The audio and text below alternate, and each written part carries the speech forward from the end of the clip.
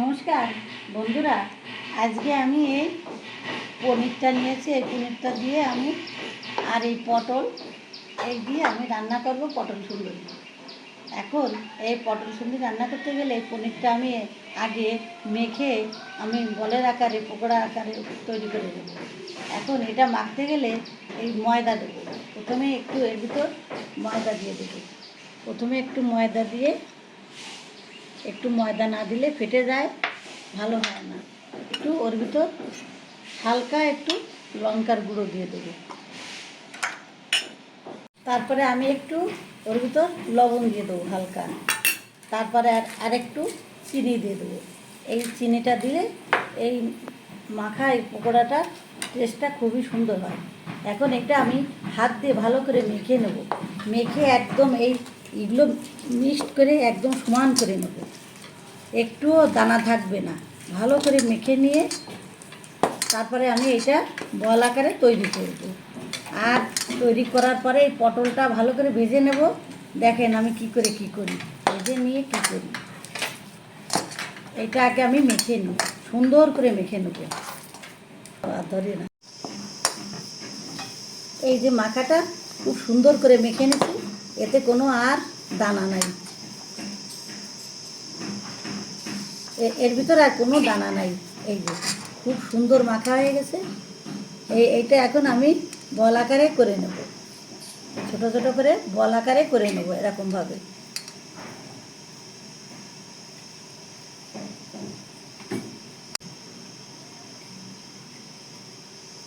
এইভাবে সবই করে নেব, এরকম বল বল আকারে সব করে নেব।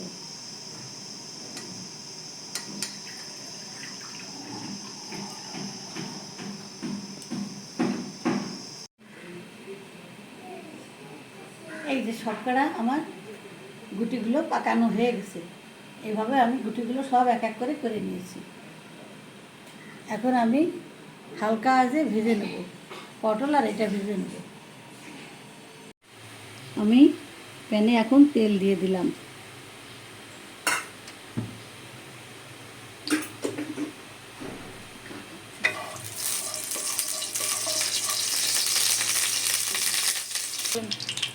এক এক করে আমি দিয়ে দিলাম তেলের ভিতর।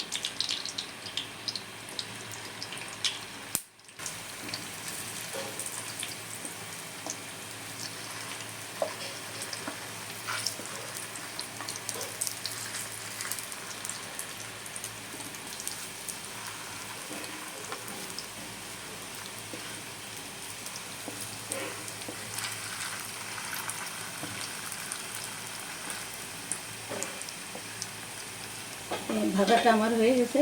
এখন আমি এক এক করে তুলে নেব, এক এক করে সব তুলে নেব।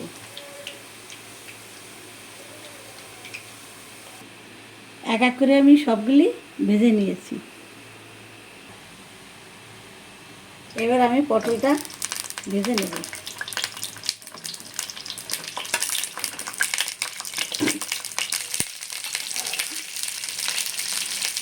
হালকা একটু লবণ দিয়ে দিলাম।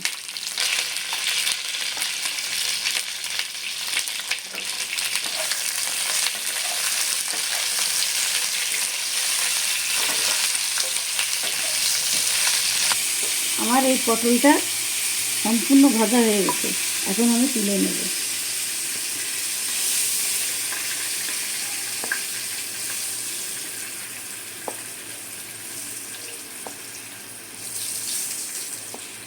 ভাজা হয়ে গেছে সব। আমি এর ভিতর জিরে দিয়ে দেবো কয়টা শুকনো লঙ্কা দিয়ে দেবো, তেজপাতা দিয়ে দেবো, এলাচ লবঙ্গ দারচিনি দিয়ে দেবো।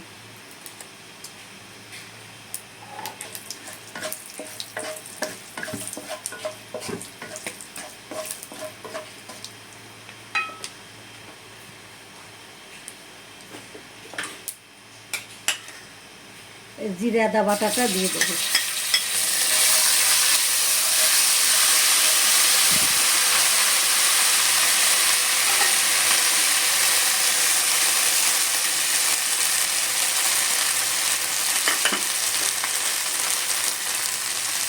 টমেটোটা দিয়ে দেবো।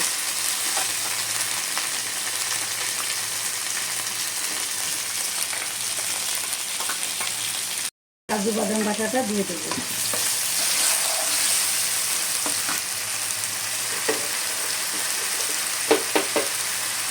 হলুদটা দিয়ে দেবো।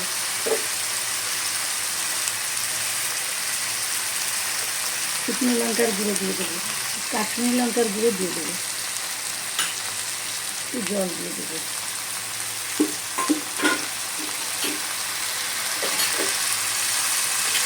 হালকা একটু চিনি দিয়ে দেবো। ভালো করে কষে নেব।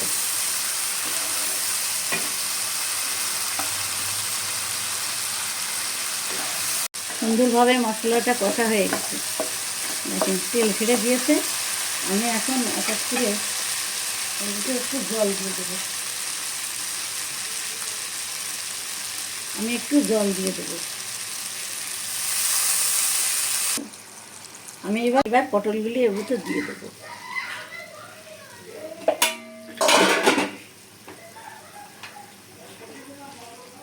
এই পটল সুন্দরী রান্না করলে খেতে খুবই সুস্বাদু হয়, খুবই ভালো লাগে খেতে।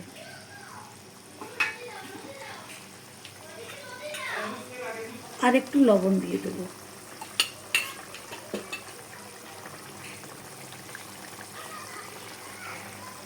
এই কাঁচা লঙ্কা কয়টা ওর ভিতর দিয়ে দেবো। এই পনিরগুলো এক এক করে এর ভিতর দিয়ে দেবো।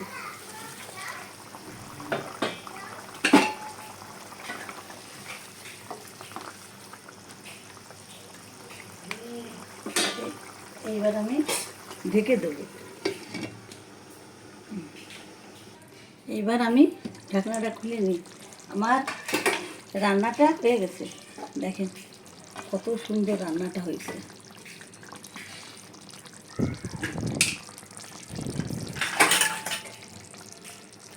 এখন আমি এর উপর দিয়ে একটু গরম মশলা দিয়ে দেবো, আর একটু ঘি দিয়ে দেবো।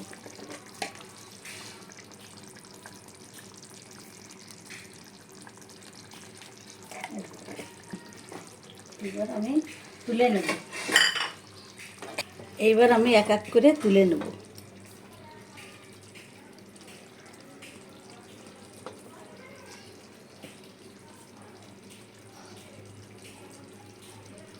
খুবই সুন্দর এই রান্না। দেখেন আমার রান্নাটা পুরো কমপ্লিট হয়ে গেছে, আমি ঢেলে নিয়েছি। এইভাবে আপনারা সবাই এই পটল সুন্দরী রান্না করে খেয়ে দেখবেন, খুবই ভালো লাগবে। এই রান্নাটা খুবই সহজ, অল্প সময়ের ভিতর ভালোভাবে রান্না করা যায়, খেতেও খুব ভালো লাগে।